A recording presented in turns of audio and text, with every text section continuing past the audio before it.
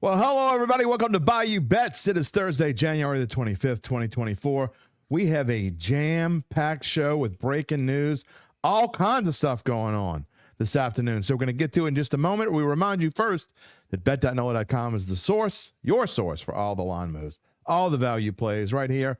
We ask you to subscribe to the Bayou Bets YouTube channel. You can always find out when we're going live every Thursday, 4 o'clock. Datitude on Friday mornings at 10 a.m. I'm here with Thomas Casale. What is going on? Not too much, Jim. How you doing? Doing good. It's going crazy. We're going to get right to the breaking news. We've got two breaking news. One you probably already heard of. One you might not have heard of that just came down about 10 minutes ago all over the X. And there it is. The Atlanta Falcons could have hired one of just about anybody they wanted to, and somehow, some way, found a way to screw it up, Tom Casale. They hired a guy who's already failed instead of probably the greatest coach in NFL history, among others, including Mike Vrabel and others. They hire Raheem Morris. Yeah, this was surprising to me. The Falcons, I had mentioned in the production meeting, I said I kind of liked what they were doing. They were interviewing everybody, right? If you have a head coaching vacancy, take your time, get people in there, get a couple of interviews. Now, while I like the process, I don't know if I like the end result here. This is, I don't know. I mean, maybe Belichick wanted too much power. Right. Who knows? What about Vrabel? Yeah, listen. There's a chance that Mike Vrabel and Bill Belichick don't coach this year. This is a very decent chance. Good, yeah. I mean, listen, Washington's already picked a GM. And if Belichick was going to go someplace with a GM, he would at least have to have say in it, right? Who he wants to work with. I don't see that being a fit.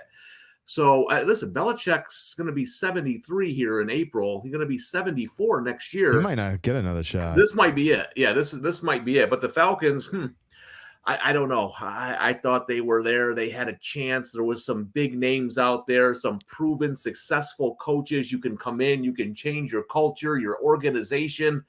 And I'm not saying Morris, maybe he gets a second chance. Maybe he's learned. But he certainly wasn't at the top of the list. Didn't. No, right. We'll get to that and the comparisons in really just a minute. We ask you if you would like to comment in any form or fashion. Feel free to type it in, whether you're watching on YouTube, whether you're watching on X or Facebook. You type in a comment. What do you think about the Raheem Morris hire? I've already had multiple texts from Saints fans, friends going, ha ha, they're thrilled. They're thrilled they hired Raheem Morris. And I mean, why wouldn't you be? We're going to talk to Spencer the Guru will join us in a little bit as well. Gabe Henderson is in the green room, but he's ill today. He's not going to come on the show. We have all kinds of things going on. We're going to talk about big bucks. Obviously, we're going to dissect the AFC and NFC championship games, and we're going to talk about the Saints and where they stand and hiring an offensive coordinator. That is coming down the pipeline. All these things, but not just Raheem Morris. Okay, we're going to get back to Raheem Morris. We're going to jump around a little bit here. We also had some other breaking news earlier today, and we were going to save this and kind of talk about it at the end of the show, but I think it's become kind of so big now, Tom. It's just breaking out everywhere that we really need to go to it, and it's the news about Kayshon Boutte and our own Wilson Alexander reporting as he gets a press release from Louisiana State Police, allegedly placed more than 8,900 bets with a fake account at his time at LSU. This lasted over the course of about 13 months. First of all, how do you make 8,900 bets in 13 months? And second of all, the part of this that I don't get is when he created his quote unquote fake account, I think it was Kayshon Boutte 01. That's there's a lot to unpack here. First of all, the 8,900 bets, that's the exact opposite of me. I've been betting college basketball for 2 months straight, and tonight will be my 91st bet. I'm more of a selective gambler. I kind of pick my spot. So I don't think me and Boutte have the same recipe for making money. The one thing, though, Jim, is because, listen, I hate to feel like I'm talking down to people, but I've seen some comments on Twitter already. This is not any kind of point shaving scam, nothing like that, right? Like if you've watched documentaries on the Boston College or the Arizona State point shaving scandal, they were in with the wrong people. They were shaving points at the end of games. This is more just, whatever you think of it. Dummy? Yeah. It's more dummy. Right. Betting, listen, I joked in the production meeting. I said, geez, I know one thing. He dropped some passes in games I bet, but apparently he was betting on himself. So maybe apparently he was. Some of these bets are at LSU. And I thank Gabe Henderson for sending me some of these tweets that we got the information. Here, according to the affidavit, Kayshon, and this is all alleged. We're not saying anyone's guilty. These are allegations brought forward by the Louisiana State Police. According to the affidavit, Kayshon Boutte wagered $450,969 on 1,520 bets in 2022. He won nearly $386,000 for a total loss of over $65,000 in 2022 alone. That's more than about 65 to 70% of the people who live in this country make. He lost gambling in a year. And then in 2023, I believe that's when he turned 21. So before he turned 21, illegal bets, allegedly wagered $186,000 and won $170,000, lost another $16,000. That was over the course of about a 4-month period. I mean, come on, man. First of all, I guess it's none of my business where you get the money, because that part of it doesn't matter. But you're talking about a college kid illegally making bets. That's one thing. But I think most college kids I know, if they were illegally betting, they'd be making bets of like $5, $6, $8, $2, playing these big old, single game parlays. I mean, we talk about, I don't know how he bets that much, makes that many bets. But, man, you got a problem if you're making that many bets, and even bigger one if you're in college and you lose $80,000 over the course of 13 months. Yeah. I mean, it's like I said, there's a lot going on here. And even I know some people I saw say, what's the difference if he bets on himself? Yeah. I mean, I don't know if he's in a game. Is he stressing too much trying to hit his over? I don't know. I'm not an athlete that played at that level. I'm just saying it's never going to be allowed to bet on yourself. They just don't want the look. It's a bad look. I mean, heck, half of the new generation already thinks the NFL's rigged. You know what I mean? So this doesn't help that kind of narrative when you see stuff like this. But yet Pete Rose is still not in the Hall of Fame or reinstated in the Major League Baseball. What a hypocritical sports world we live in. There's, to me, if you've ever, I'm infatuated by the whole Black Sox thing. So I've done a lot of reading and stuff on that.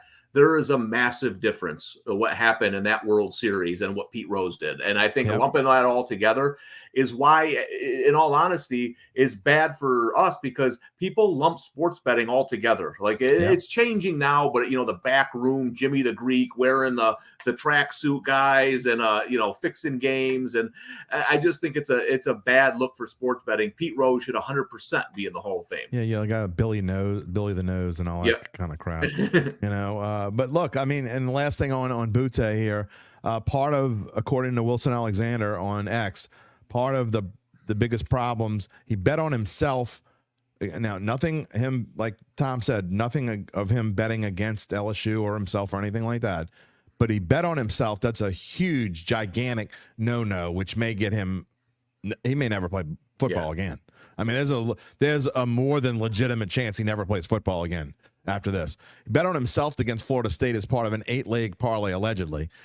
And the transactions occurred within the LSU football ops. And from what we were hearing before, I think there was something along the lines of 13 bets that he made on LSU, all on LSU while he was playing for the Tigers. Again, underage. That may, 17, Gabe says, that may get hit, the fact that he did this as an underage, but you're still 20. It's not like he was 17. I just don't know if he can come out of this. No, and listen, the guy's betting 8-leg parlays. At least give yourself a chance to win. Yeah, well, that's a whole I different story. mean, Jesus, the chance that he's hitting that all this trouble for an 8-leg Yeah, parlay, that that's a wasn't going to whole win no matter who you bet. that's a whole different story. We tell people all the time.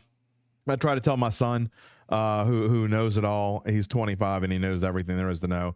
He keeps betting these long leg parlays, and you know what? He hits like 6 out of the 8 legs that he bets more often than not. And I'm like, if you just cut this down, stop being greedy, and cut it into 4, you'd probably win one like every other week or so. But no, we want to be greedy and keep betting these long parlays. It's like Gabe said, about Boutte. He got suspended before NIL for illegal signing sessions. So he was already in trouble. And Spencer, he'll come on a little bit and talk about it as well. Already a fringe player in the NFL, was a 6th-round draft pick. I think he only had like 3 receptions this season. Didn't play a whole bunch. They're going to have a new coaching staff coming in, and we'll see if Gerard Mayo likes Kayshon Boutte, but he's facing a suspension for sure.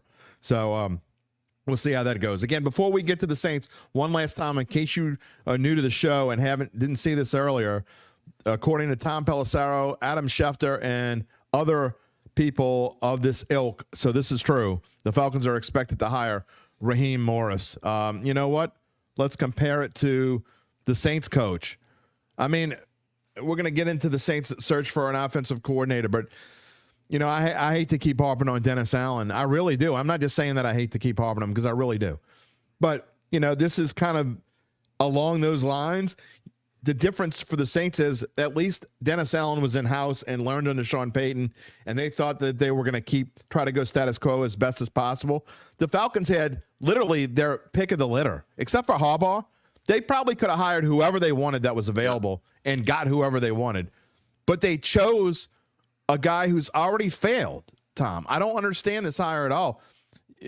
I mean, everybody deserves a second chance, but when you're talking about where the Falcons are and where they have a chance to go, and you don't hire a Belichick or you don't hire a Vrabel or whatever, you hire a guy that's already failed once as a head coach in the NFL. Yeah, it's again, it came out just as we were getting ready for the show, and I had to double look, like I was that surprised, because you're thinking once Harbaugh signed with the Chargers, you're going to see Bill Belichick named Falcons head coach sometime today or tomorrow. So it was a pretty big shock, and I just would be interested to know why teams didn't go with Belichick. Yeah. Whatever your opinion is of him, that he won with Brady or he didn't win with Brady, the guy has won games in the NFL. The guy's good. He's going to make your defense better. He gives you a chance to win, whatever you think of him. So it'd be interesting to hear why they decided not to go that route. Just going to throw this out there: if he doesn't coach this year, I know one team that allows their head coach to have a lot of authority, and at least Sean Payton had a lot of authority when he was here, and that's the New Orleans Saints. And I'm just throwing this out there. If he's sitting there on the market this time next year and this team is looking for a coach, it may only be a couple-year stopgap, but don't be shocked at all if that name pops up a year from now. Let's just say that. Gabe points out the Falcons were the only coach to interview Belichick. And again, I think you were spot on, Tom. I think that a big part of it is because that he wants authority. He's not going to listen to anyone. I mean, right. I'm doing it my way or I'm not doing it at all. And they probably said, okay, well, we can't make this work. So it is what it is. But right. And just so everyone knows, I worked for the Patriots for a few years, and the structure there, it's unique, right? There's people in place, but Belichick really goes, he was the final decision maker. He did listen to people. I know, to be honest with you, the guy he listens to a lot, I don't know if it's still to this day, but when I was there, he used to go on Jimmy Johnson's boat before the draft and float ideas and listen to Jimmy Johnson. So there's certain people Belichick gets his information from and who he trusts. But what you said is 100% true. He's not going to walk in and let you pick the GM and pick this and pick that. It's just not going to happen. He'd rather not coach. Yeah, and he's going to say, I want this person as my quarterback or this, and they're going to say, we don't think they can make that happen, and like, maybe this isn't a good fit. So I don't think any of us knew what happened behind the scenes, but look, again, even if you don't get Bill Belichick, fine and dandy. I mean, it's a matter of opinion, I get it, but even if you don't consider Mike Vrabel a great coach, there are got to be 3, 4, 5 other names that you could have picked. Meanwhile, the Panthers picked a new coach, and they picked the Buccaneers offensive coordinator. I don't know what the hell's going on in this division, but it just goes to show this might be the most dysfunctional division in the history of football. Yeah, and we talked about this earlier. Like, I get the Baker Mayfield thing. He played well this year. You give the offensive coordinator credit, but I thought their offense was a little bit overrated going into the playoffs. I mean, people were talking about them like they were scoring 30 points a game. There's a lot of games where they struggled to score. When they played the Lions the first time, when they played the Panthers at the end of the year, I don't know. I didn't look at that offense and it didn't wow me. I just thought, boy, they got Mike Evans and Godwin. They do have two number one type receivers there. Mike Evans, probably a future Hall of Famer. And Baker Mayfield made plays in the pocket. But I never watched the offense and thought to myself, man, who's this guy running this? He really deserves a coaching job. Well, I agree wholeheartedly. And I mean, I just don't. Sometimes I think teams try to outsmart themselves. And I think that's exactly what happened here. And if you don't know what we're talking about, Dave Canales, the offensive coordinator for the Tampa Bay Buccaneers. Now, I will give him this. Baker Mayfield was as close to incredible for Baker Mayfield as he could have been this year. I don't think Baker Mayfield could have played any better.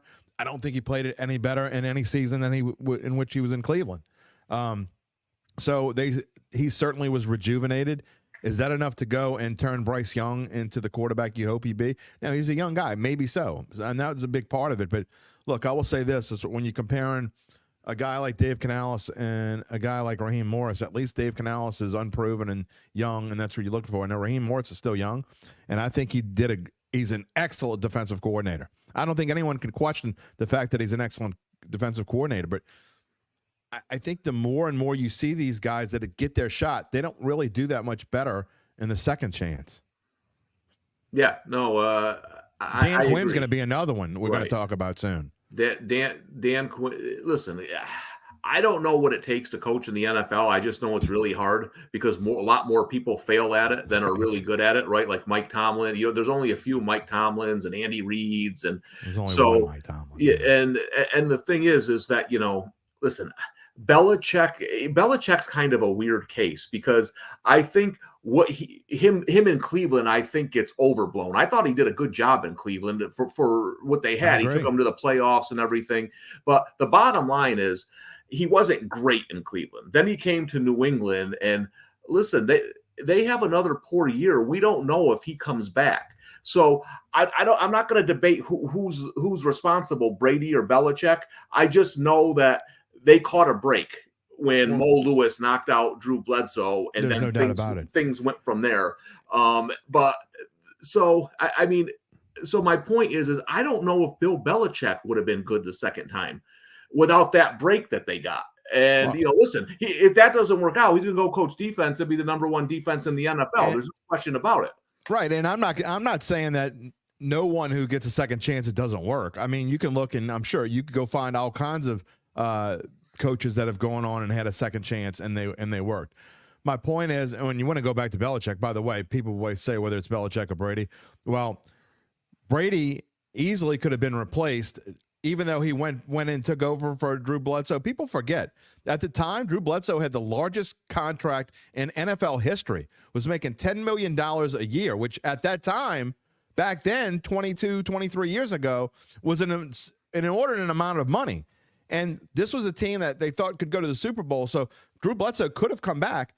And Bill Belichick said, no, we're sticking with Tom Brady. Right. And so that decision just alone, now Tom Brady went and did it for him. It's the same as Sean Payton going saying, I want Drew Brees. And if Nick Saban doesn't pick, if Nick Saban wants Drew Brees, had the chance, got Dante Culpepper instead, we could have been talking about a whole different history with the Saints.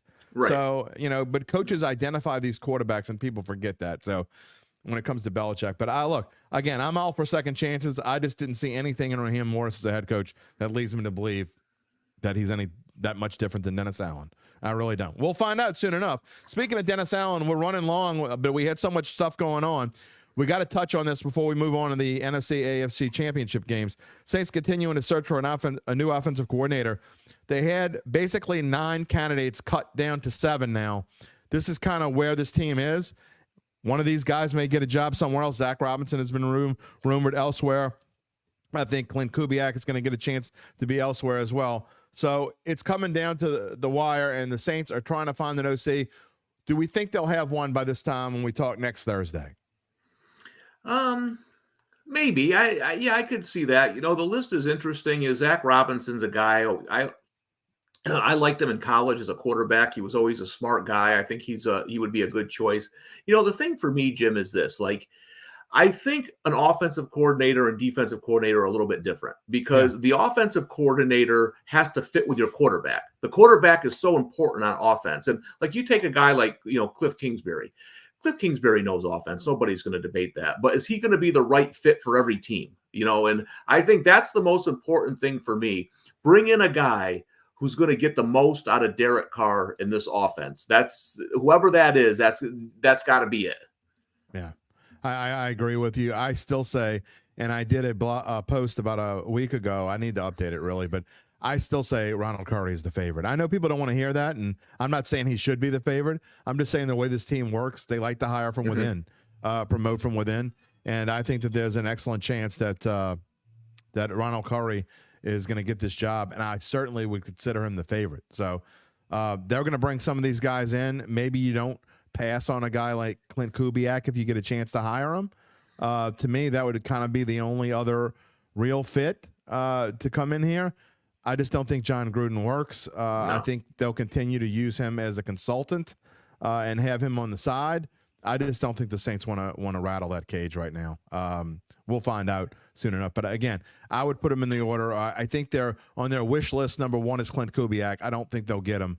And I think Ronald Curry will end up being the hire. That's my favorite, and that's why I think that we'll go with that. We'll find out soon enough.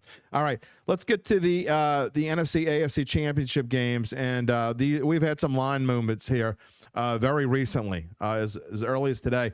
The Kansas City Baltimore line opened at -3 a couple days ago, and it is very slowly and steadily moved towards the Ravens, which tells us that the money and the tickets, everything's pretty much going towards Ravens.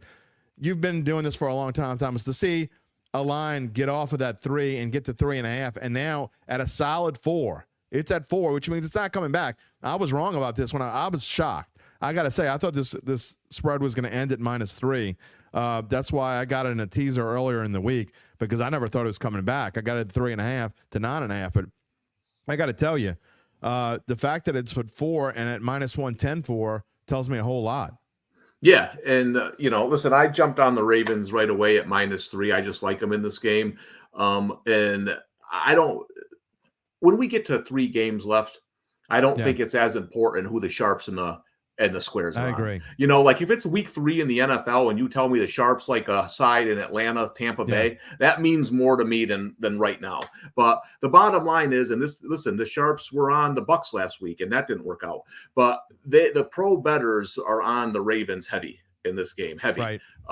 So I just happen to be. Listen, sometimes I'm on the side of the Joes, but you can tell I agree with you. I thought this was going to close at 3. I bet it at 3. I knew it went up quick at 3.5. I thought it was going to come back down. So it's always fascinating to see how people are viewing games here. And, I get the reason. On paper, the Ravens have been the better team all season, right? Listen, the Chiefs have experience. They have Patrick Mahomes. They certainly have a shot in this game. But the Chiefs are the Ravens on paper, look, any metric you want to use, are the better team on the field. They're playing at home. So I understand why the pros are on it. I'll be interested to see this weekend when the casuals come in to see where the money goes. Just from what I hear around, I got to say, I think it's pretty split. I'm surprised, actually. I thought more people would be on Kansas City. And especially I'm very surprised that the sharps are on Baltimore. I get that like you say, over the course of the season, that Baltimore's been the better team. They earned the number 1 seed. They were the best team in the AFC throughout the regular season. I don't think anyone doubts that whatsoever. But I'll just go let my cat out of the bag. I said this last week with Gabe, and I'll say it again. I'm just not betting against God in the playoffs. I'm just not. To give me 4 points and Patrick Mahomes in a game that means the Super Bowl, I'm not saying I'm running out there to bet on the money line, although I kind of do think Kansas City's going to find a way to win. But I do think it's going to be close one way or the other. And you're telling me you're going to give me 4? Lamar Jackson still, besides beating Houston, hasn't done a whole lot in the playoffs. Still, I mean, I get he played well last week, but didn't play that well in the first half. They had to make a lot of big-time changes. They played much better in the second half, and I think they just got to a Houston team that kind of was in over their heads a little bit. They're not. No one's going to be in over their heads this week, and I just think that Andy Reid. Look, John Harbaugh deserves a lot of credit for what he's been able to do with his Ravens team. And Lamar Jackson probably has his best team since he's been there. I'm just not betting against Mahomes in the playoffs. I just can't. Yeah, here's my reasons for liking the Ravens. I got twofold. One, what you said is true. They started off slowly. I think they were tight. I think that not winning in the playoffs, I think you get in there. I don't care what anybody says, you're kind of tight.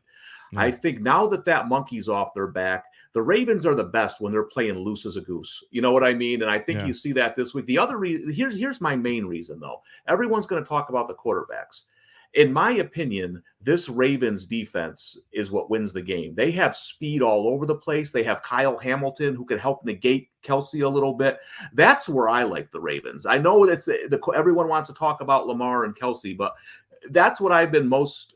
I wasn't a believer in the Ravens for the first half of the season. I thought they were a little fraudulent. What changed my mind is just that speed at all 3 levels of the defense. And to me, that's what decides the game on Sunday. I will tell you one thing that kind of had me backing off of Kansas City. I'm definitely not as gung-ho as I was on them before, and I'm nowhere near as gung-ho about Kansas City as I was against Buffalo. Look, I know the Bills Mafia was sure that this was their year. I was just as sure the other way. There was no way Mahomes was losing to the Bills Mafia team. Now, here's the reason why.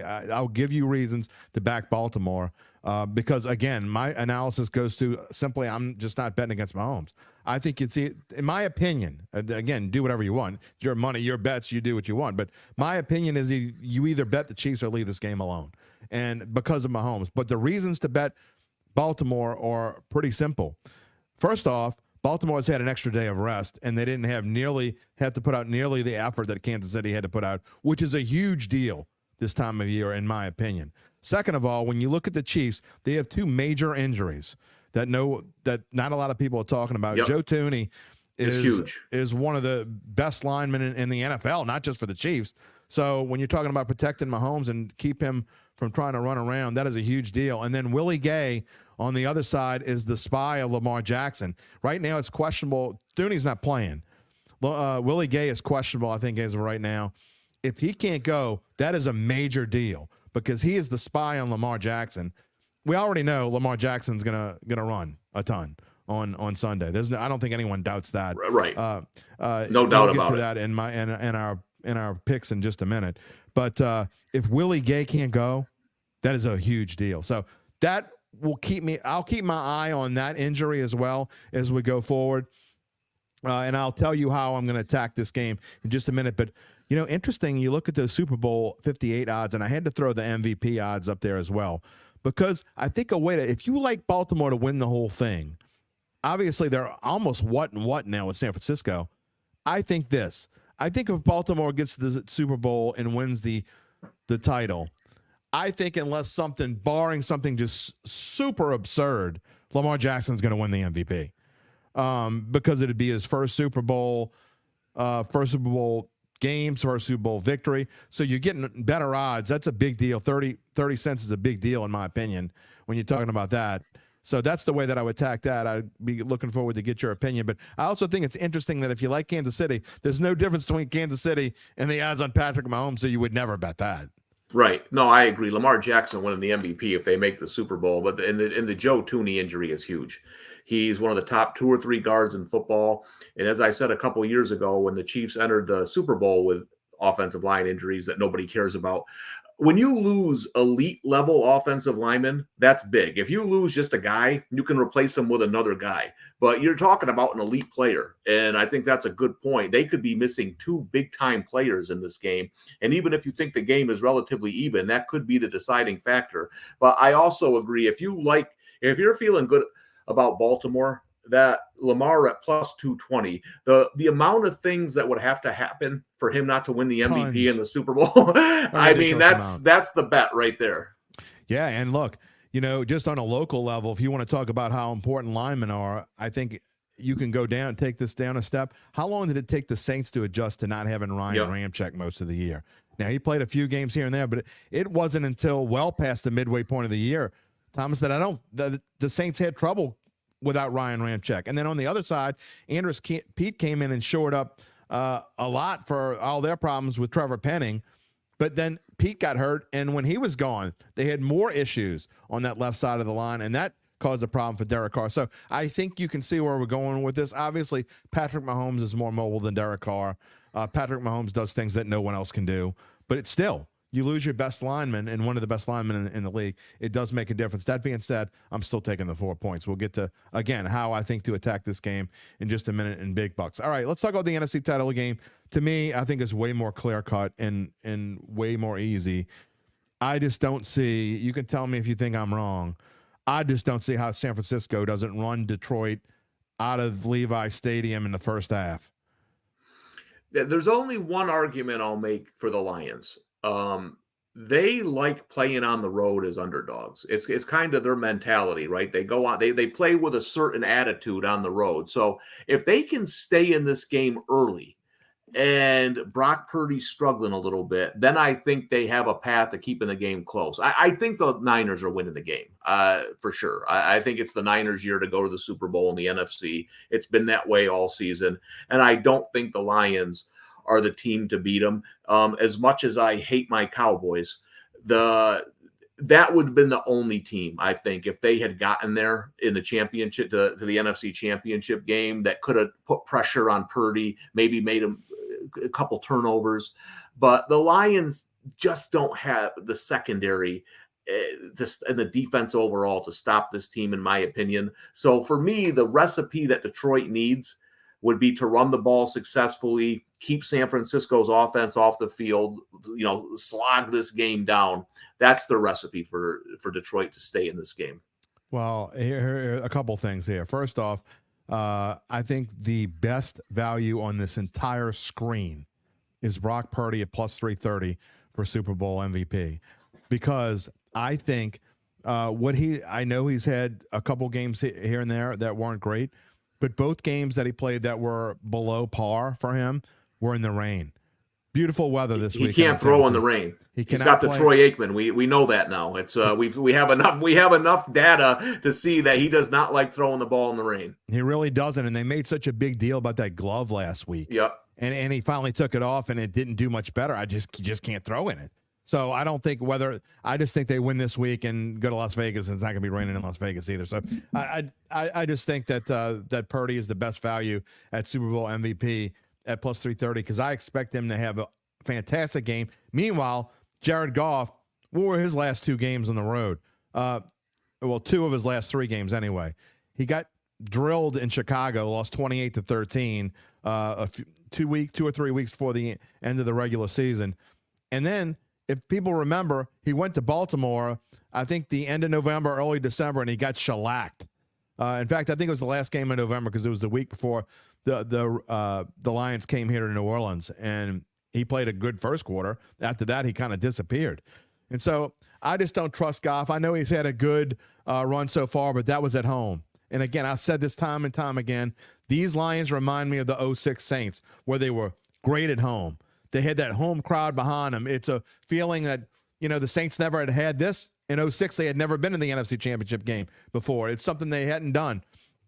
And I think it's the same thing going on in Detroit. And when you go on the road and you've had that home crowd behind you for the last couple of weeks, it's a different story when you go on the road. And I just don't think that Jared Goff is going to be up to the task. I think he's going to, I don't know, I don't want to say deer in the headlight look, but I think he's going to have problems in San Francisco. I think the Niners win this game by maybe as many as 20 points. We'll see whether I'm right or wrong, but I definitely think that's the lesser of the two games. I can't wait to see Chiefs-Ravens, how those two games attack.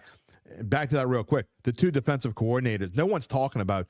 Everyone's talking about Mahomes and Jackson. What about the two defensive coordinators in that AFC title game? That's going to be fun watching those teams with two guys matching their chess pieces.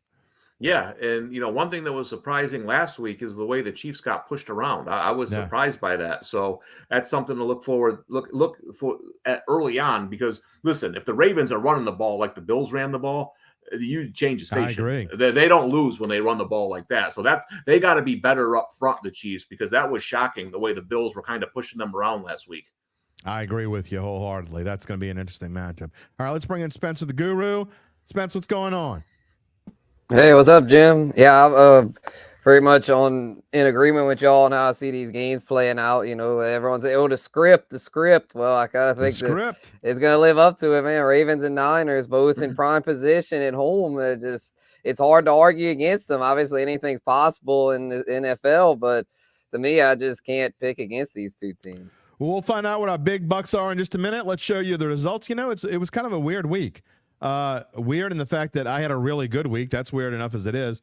But we had three, like, right on the cusp. We had a couple 2-2s. Gabe, who's had such a phenomenal month, he ends up being the turkey. He's out sick today, but ends up being a turkey, but he's only minus 13 for the week. So as he said earlier in our group conversation, if I got to be the turkey going minus 13, that's not such a bad thing. And I think overall we have all been doing much better as of late. Gabe and I both in the green for the year. Let's see what we can do elsewhere. I'm going to show Gabe's picks and read them for him since he's not here. I think we're going to see a common theme somewhere very shortly. Teaser, Chiefs 10.5. When he gave it to me, it was just 9.5. 10.5 now. I'm sorry, that should be 10. That should be 10. That's a 6-point teaser, not a 6.5-point teaser. So anyway, that's Chiefs plus 10. Niners, Lions under 57.5. He's betting 24 to win 20 there. Patrick Mahomes passing touchdowns over 1.5. That's line kind of moved up right after he sent it to me.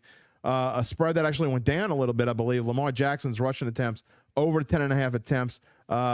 That's somewhere else, and someone else's big bucks that we're going to talk about in a little bit. $12 to win 10. And then another player prop, Brock Purdy, passing attempts over 29.5. That went up to minus 140 before we went on the show. It goes to what we say. I think Brock Purdy's going to throw a lot of more as well because the Detroit rushing defense is very good. Their passing defense, not so much. I think they're going to try to exploit Chauncey Gardner-Johnson and company there. We'll talk about that probably a little more as we go on. All right, Spencer the Guru, what you got? All right, yeah, I got a teaser, 6.5-point teaser for. Well, that's actually, yeah, I'll just go with that one to start. Then the 6.5, the Chiefs plus 10.5, Niners minus 1. Feel good about this. I think the Niners find a way. I think Detroit could keep this thing fairly close, though. Like Thomas mentioned, Detroit's going to be fired up on the road, wanting to prove the doubters wrong. I think they'll keep it close for a while, but I think eventually the Niners find a way to get that thing done. They just have too much talent on both sides of the ball for me to see them losing this thing. So I'll take them to win by at least 2, and then the Chiefs plus 10.5. I think Baltimore is a better team here, but it's Patrick Mahomes. I really don't see him getting blown out. I don't think there's any way that he just goes outside like that. So I don't know if he'll be able to overcome that tough Baltimore defense, but if you're giving me 10.5 with a Mahomes team, I'll surely take it. And so my other, go ahead. No, I think that I was going to say you're going to see a recurring theme of some of these bets. Let's just say I hope you do well this week. For sure. Yeah. So my other teaser is a 6-point total teaser. I have the same as Gabe with the under on 49ers Lions. I think both teams try to establish it. I think they both have some pretty long sustained drives. I don't see this being a quick strike kind of game. Debo, even if he plays, probably going to be banged up. So I don't see the Niners being quite as explosive, and I don't see Jared Goff having a field day on the road against a ferocious 49ers defense. And then the Chiefs Ravens over 38.5. I know the defense is really good, but I see Mahomes and Lamar combining for at least 40 points. I mean, I definitely see this being around a 23-20 game at the least. I don't see this being some ugly defensive struggle with that much star power on the field. So I'll take the over on that one. And I have a couple prop plays here for y'all. Player prop, Lamar Jackson, anytime touchdown scorer. And this has a lot to do with the spy, Willie Gay, being banged up. Even if he plays, he might not be himself. And we saw what Josh Allen did to the Chiefs last week. And Lamar, he's on a roll right now, running really well. I definitely think he finds the end zone. And I got David Montgomery under 43.5 rushing yards. 49ers have a great run defense. Plus Jahmyr Gibbs, as I mentioned on Fantasy Roundup on Tuesday, Jahmyr Gibbs has had the hot hand lately at running back for the Lions. So I don't see Montgomery having much success on the ground. Tom? Yeah, I talked about it. I bet 2 plays early. I bet the Ravens -3, and I bet Lamar Jackson over rushing yards. Now, I'll still give out the Ravens at -4. Lamar Jackson's rushing yards went up 8 yards. So I changed that a touch to his longest run over 16.5. Here's the thing. Listen, if he doesn't run in this game, then the Chiefs are going to win. That's it, because he hasn't run a ton this year, but the Super Bowl is on the line. And we saw last week with Mahomes and Allen, these guys in big games are going to run. So win or lose, I think Lamar Jackson runs the football in this game. Then I went over Patrick Mahomes' 0.5 interceptions. And the reason why is, listen, those linebackers are so fast for Baltimore. And you got Hamilton on. I think he's going to try to sneak one into Kelsey. And I think those linebackers are going to be there and they're going to take one from him. So I went over, give me 1 interception for Mahomes. I also bet Lamar early in the week and knew it was going to change. Those things never. Those player props. I'm glad they gave that out early because you knew that wasn't going to stay like it was. So I'm with you on that. And as you see with my picks, I've done really well with when putting one really big bet out there. So I went with it again, and it's the same teaser that Spencer has. I agree with him wholeheartedly. Look, I'm not sure the Chiefs are going to win this game because of what I told you. If I have to bet one way or the other, spread-wise, I'm definitely taking the Chiefs. But if you're going to give me 10.5 with Mahomes, I don't see Mahomes not keeping this at least within 1 score. So you're going to give me 10.5 with the Chiefs and a 6.5-point teaser. I know you're laying a little bit more lumber, but I did that because I don't want to give more than a point when it comes to the 49ers. Even as sure as I am, anything can happen in weird games. You can get a backdoor touchdown. You can get a missed 2-point conversion when something's going awry. All sorts of things can happen. I don't want to do 1.5. I'll pay the extra 10 cents to bump this up, get the Chiefs to 10.5 and 1. And that is my big bet, 65 to win 50. I will say this, though. Another reason maybe you might want to look at the Ravens if you're just talking about money lines.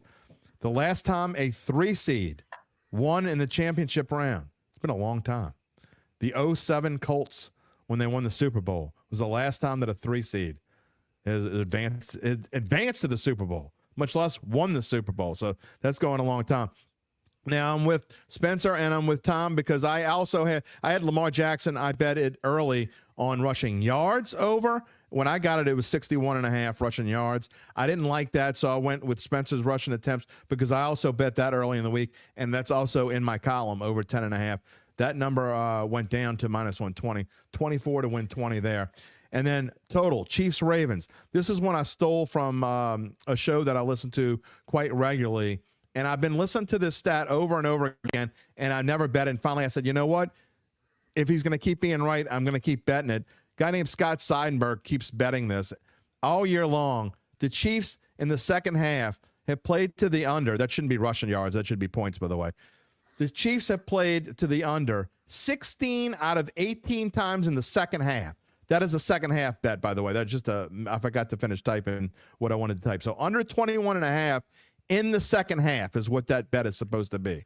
Under 21.5 points, Chiefs-Ravens, under 21.5 points in the second half. 16 out of 18 times it happened again. Now, the Chiefs got lucky that Tyler Bass didn't make that field goal, or that bet would have been blown last week, but he didn't make it. The under hit again. And then Christian McCaffrey, as much as I liked him to go over, we talked about it. I think Detroit's rushing defense is pretty good. I think McCaffrey, most of the damage he's going to do this week, I think that they're going to try to get him out of the backfield. So if you want to bet a Christian McCaffrey over receptions prop or over receiving yards prop, and you like that better than betting his under rushing total, under 86.5, that's still a lot of yards. I think he may end up with 120, 130 yards of total offense, but I think you're going to get 50, 60, 70 yards of it through the air. So that's what we got there. We've been doing pretty well. Let's see how we can do again. And we're going to get to our final thoughts as we go off. A long show today. Again, the breaking news, in case you missed it earlier, the Falcons are going to hire Raheem Morris as their next coach. Final thoughts, Spencer the Guru.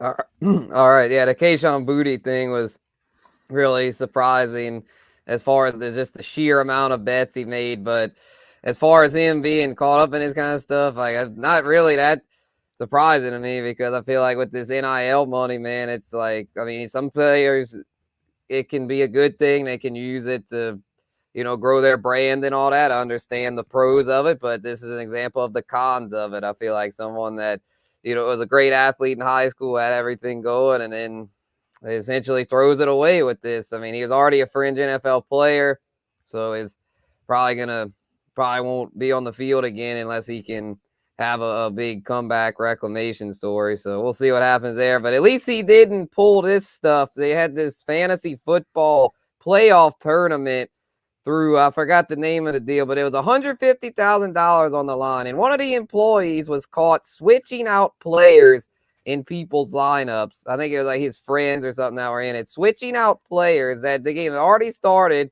and dude had scored a touchdown. I think it was Aaron Jones. They had switched out Aaron Jones, or switched into Aaron Jones for Tony Pollard, because Aaron Jones had scored a touchdown in the Cowboys-Packers wild card game. Just so sick, man. It's like, come on. It's like, be literally cheating like that. It's safe to say that guy was fired, and let's hope we don't keep seeing that kind of stuff, because that's just, man, I love fantasy football. I hate seeing people cheat like that. That guy had to be a Falcons fan, Tom. Go ahead with your final thought. Yeah, it's just one thing to keep an eye on here. And listen, I'm not going to cry if the Ravens don't win. I'm not going to cry. I've lost bets before, but the officiating crew in that game, first of all, it's the worst crew in the NFL by a mile. Sean Smith. Yeah, they favor the road team heavily, which is, most the heavily. Okay, now, if it turns out that the officials have an impact in this game, and it's the perception that the NFL wants Taylor Swift and Patrick Mahomes in the Super Bowl, it's just a bad look. So I hope to God, whether I win my bet or lose it, that these officials don't have a big part in that game, because it's a bad look for football if the perception is they want Taylor Swift and the Swifties watching the Super Bowl.